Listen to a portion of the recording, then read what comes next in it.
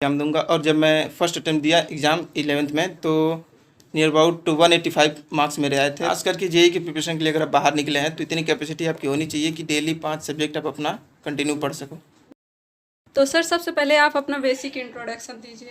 मेरा नाम श्याम तिवारी है, मैं मऊ का रहने वाला हूँ और अभी पिछले साल नवंबर में यहाँ मैं जेईई की प्रिपरेशन के लिए आया था। जी आपको कितने ईयर हो रहे हैं मतलब इलाहाबाद आए हुए? अभी पिछले साल ही नवंबर में आए थे, 6-7 महीने लगभग हुआ है। क्या कहते हैं, ये जेईई का प्रिपरेशन करने के लिए आप खुद से मोटिव हुए हैं या किसी से प्रेरित होकर? नहीं, जब मैं 10th क्लास में था तो काफ़ी चीज़ें मतलब फ्रेंड्स वगैरह भी थे जो पॉलिटेक्निक एंट्रेंस एग्ज़ाम दिया करते थे, लेकिन उनको सफलता नहीं मिलती थी। जब वो 12th पास किए तो एक मेरा फ्रेंड था जिसको सफलता मिली, तो उसने एडमिशन भी लिया एंट्रेंस एग्ज़ाम पास करने के बाद। फिर मैंने उससे कॉल पे बात की, उसने बताया ऐसी ऐसी चीज़ें हैं, तो मुझे अच्छा लगा। इसके बाद जब मैं 10th पास करके 11th में आया तो मैंने सोचा मैं भी इस बार एग्ज़ाम दूंगा। और जब मैं फर्स्ट अटेम्प्ट दिया एग्ज़ाम 11th में तो नियर अबाउट 185 मार्क्स मेरे आए थे। तो उस टाइम पे मैंने काउंसलिंग वगैरह में गया और यहाँ कॉलेज गोंडा में मुझे मिला। तो उस टाइम पे जो तीन ट्रेड जो ज़्यादा फेमस होते हैं, मैकेनिकल, सिविल और इलेक्ट्रिकल, तो मैंने सिविल चूज़ किया था।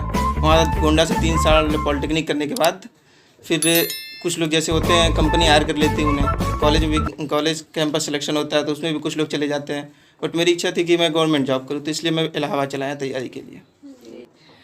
6-7 महीने में आपने क्या क्या अपना तैयार कर लिया है?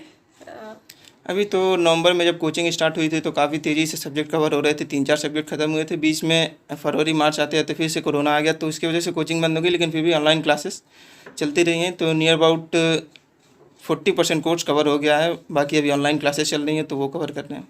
जी आपने कहीं से स्टार्टिंग में कोचिंग ली थी कि नहीं अभी आप? नहीं, कोचिंग कहीं से नहीं थी। इलाहाबाद आने के बाद काफ़ी जो टीचर वगैरह उनसे बात हुई, प्लस सीनियर वगैरह जो थे उनसे कुछ नॉलेज लिया, तो उन्होंने बताया कि यहाँ पे एक्सीलेंट टेक्निकल एकेडमी जो कोचिंग है एक यहीं इलाहाबाद में, तो काफ़ी अच्छा है वहाँ पे और काफ़ी अमाउंट में बच्चे भी हैं और टीचर भी काफ़ी अच्छे, वहाँ पे फैसिलिटी भी मिलती है, तो वहीं एडमिशन लिए अपना। और स्टार्टिंग में जब कोचिंग स्टार्ट हुई तो काफ़ी अच्छे मतलब पढ़ाते उड़ाते थे लोग, जो भी लोग हैं बीटेक एमटेक किए हुए, पीएचडी किए हुए हैं, तो नॉलेज भी काफ़ी अच्छा मिलता है। प्लस एग्ज़ाम से भी लेके कॉन्फिडेंस के लिए भी अदर नॉलेज भी देते हैं, कैसे क्वेश्चंस आते हैं वो सारी चीज़ें वहाँ बताते हैं। जी तो जैसे अभी कोई स्टूडेंट जैसे बॉयज़ में कोई आता है स्टार्टिंग में, तो उसको क्या क्या दिक्कतें होती हैं इलाहाबाद आने के बाद? देखिए, सबसे पहले तो जेईई की प्रिपरेशन करने के लिए जो भी आ रहा है पहले कोर्स पता कर ले कितना है, क्योंकि लोग सोचते हैं कि जो 3 साल हम पढ़े वही आएगा, लेकिन ऐसा नहीं होता। उसे 2-3 लेवल ऊपर उठ के यहाँ पढ़ना पड़ता है। प्लस 14 टेक्निकल सब्जेक्ट होते हैं, 6-7 तकरीबन नॉन टेक्निकल होते हैं। और अभी कुछ एग्जाम्स ऐसे यूपी SSSC ने पीईटी लागू कर दिया है जिसमें आपको पेट के भी देने पड़ते हैं। तो अब थोड़ा ज़्यादा सब्जेक्ट हो गए हैं तो खुद को मजबूत करके आए। जी तो अभी प्रेजेंट में जहाँ आप रह रहे हैं इसका रेंट क्या है?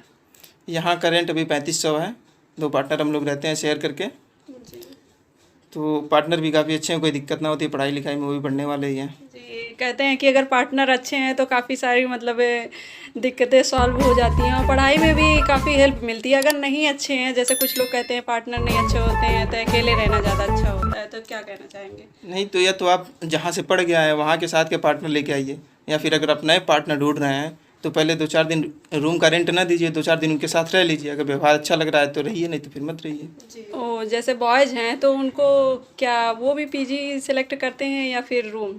देखिए, बॉयज़ के लिए पीजी में रहना थोड़ा मुश्किल होता है, क्योंकि ज़्यादा वहाँ रूल्स और रेगुलेशन होते हैं और डिसिप्लिन में बॉयज़ रह नहीं पाते।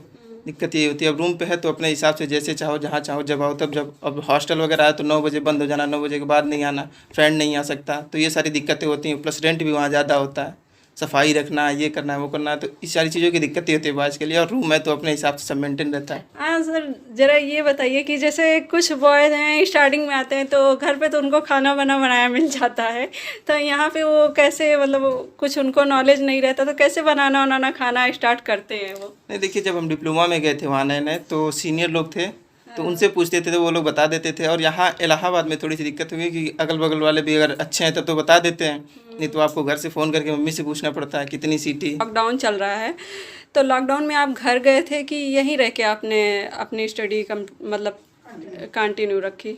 नहीं, अभी जो थोड़ी स्टार्टिंग में कुछ ज़्यादा ही कोरोना था तो घर वालों ने थोड़ा प्रेशर दिया कि चले हो अभी ज़्यादा है, तो कुछ दिन के लिए घर गए थे हम, फिर वापस आ गए। अभी ऑनलाइन क्लासेज वगैरह चल रही हैं तो कंटिन्यू चलिए पढ़ाई। जी, मतलब ऑनलाइन और ऑफलाइन में क्या डिफरेंस है पढ़ाई करने में? ऑनलाइन में जैसे आप बैठ के पढ़ रहे हो तो उतने अच्छे से आपको, अगर आप शुरू से ही ऑफलाइन पढ़ते आए हो तो ऑनलाइन पढ़ने में थोड़ी सी आपको डिस्टर्बेंस होगी, क्योंकि आपने स्टार्टिंग से ही ऑफलाइन क्लासेस की है तो आपका दिमाग वैसे काम करने लगता है। लेकिन जब ऑनलाइन पढ़ते हो तो आपको एक फ़ोन का रेडिएशन भी फेस करना पड़ता है, प्लस उस चीज़ पे ध्यान भी देना रहता है, तो थोड़ी सी दिक्कत होती है स्टार्टिंग में, फिर धीरे धीरे वो मैनेज हो जाता है। और ऑफलाइन में है तो क्लास में सर हंसी मजाक भी कर लेते हैं, थोड़ा इंटरेस्टिंग हो जाती है पढ़ाई। जैसे कुछ क्वेश्चन हुआ मन में तो उसको पूछना थोड़ा डिफिकल्ट होता है। हाँ, उन क्वेश्चन की वजह से हम एक्सप्लेन नहीं कर पाते हैं कि हम क्या पूछना चाहते हैं। अगर टीचर पढ़ा रहा है सामने तो ब्लैक बोर्ड पे दिखा देते हैं, वो वाली लाइन नहीं समझ में आ रही। अब यहाँ ऐसे ऑनलाइन मैसेज करना पड़ता है, एग्जैक्ट क्या आपको चाहते हैं वो पूछना पड़ता है, तो ये थोड़ी सी दिक्कत होती है ऑनलाइन में। जो अभी बिगनर्स हैं वो अभी स्टार्ट करना चाहते हैं, मतलब शुरू करना चाहते हैं, तो अगर ऑफलाइन कोचिंग चलती होती तो वो टीचर की गाइडलाइंस लेके मतलब अच्छे से प्रिपरेशन कर सकते थे। अगर अभी तो लॉकडाउन चल रहा है, जैसे कोचिंगें खुली नहीं हुई हैं, तो अगर उन्हें ऑनलाइन स्टार्ट करना हो तो वो कैसे करें? देखिए, अभी जेई की जो प्रिपरेशन है उसमें 14 टेक्निकल सब्जेक्ट 100 क्वेश्चन इससे आते हैं, बाकी नॉन टेक्निकल हैं तो उसमें रीजनिंग से 50 क्वेश्चन और बाकी अदर जो जियोग्राफी वगैरह हिस्ट्री होते हैं उनसे 50 क्वेश्चन आते हैं। तो सबसे पहले आपको ध्यान देना होता है टेक्निकल पे, और टेक्निकल में 14 सब्जेक्ट है तो लगातार सबको नहीं शुरू करना। जो सब्जेक्ट आप ज़्यादा अच्छे से जानते हैं पहले उनको स्टार्ट करिए, और आराम से, ये नहीं कि जल्दी जल्दी 4-5 स्टार्ट करते हैं, पहले एक स्टार्ट करिए, उसको कवर करिए।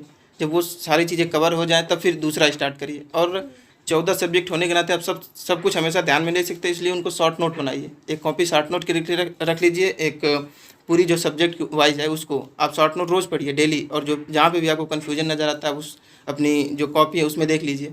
तो ऐसे करके आप तैयारी अच्छे से कर सकते हैं। जेई के अलावा और कौन से एग्ज़ाम आपने दिया है अभी तक? जी नहीं, अभी तक हमने कोई एग्ज़ाम नहीं दिया है, अभी बस जेई की प्रिपरेशन कर रहे हैं, फॉर्म का इंतज़ार कर रहे हैं, आए तो फिर अगला एग्ज़ाम देंगे। जी, अभी आपका मतलब स्टडी का जो दिन भर का रूटीन है क्या चल रहा है?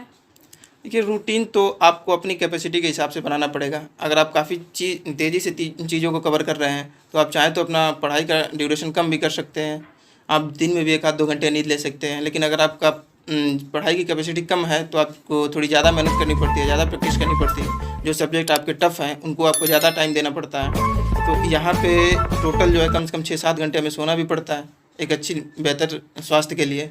तो इसलिए दिन भर कंटिन्यू पढ़ाई करनी पड़ती है, क्योंकि सब्जेक्ट भी ज़्यादा है तो इसलिए। जैसे आपका एक्सपीरियंस रहा है तो फिर भी कितने टाइम तक स्टूडेंटों को पढ़ना ज़्यादा ज़रूरी होता है? देखिए, अगर सही माने तो कम से कम 5 सब्जेक्ट आप डेली पढ़ सकते हैं। 1.5 2 घंटे का टाइम देके आप 5 सब्जेक्ट डेली कवर कर सकते हैं। इतनी तो लगभग सबकी कैपेसिटी होनी चाहिए, अगर ये मतलब प्रिपरेशन के लिए आप बाहर निकले हो तो। खास करके जेई की प्रिपरेशन के लिए अगर आप बाहर निकले हैं तो इतनी कैपेसिटी आपकी होनी चाहिए कि डेली 5 सब्जेक्ट आप अपना कंटिन्यू पढ़ सको।